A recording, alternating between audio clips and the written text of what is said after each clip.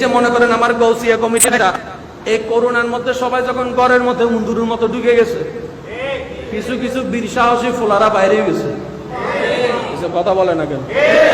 সবাই যখন বলে যে ইনডোর, ইতারা কয় যে আউটডোর, ইতারা কয় যে গাড়ির স্টার্ট বন্ধ করো, ইতারা কয় গাড়ির স্টার্ট চালু করো, ইতারা কয় অক্সিজেন নাই, ইতারা কয় ফোন দিলে অক্সিজেন পাইবা।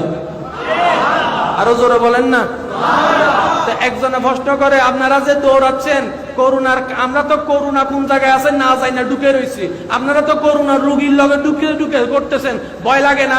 কয় বেড়া, আমরা করোনা রোগীর সেবা করছি না, আমরা আল্লাহর বান্দাদের সেবা করছি।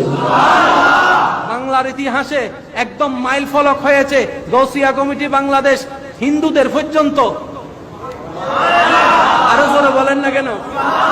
বৌদ্ধদের পর্যন্ত সৎকার করেছে, তাদের ধর্মীয় অনুষ্ঠান অনুযায়ী যতটুকু শরীয়তের বিধিবিধান মেনে যদ্দূর আগায় দেওয়া দরকার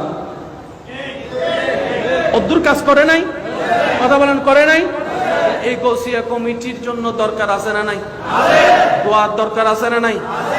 এই গৌসিয়া কমিটি শুধু একটা কমিটি নয়, এই করোনাতে প্রমাণ করে দিল এটা মানবতার কমিটি।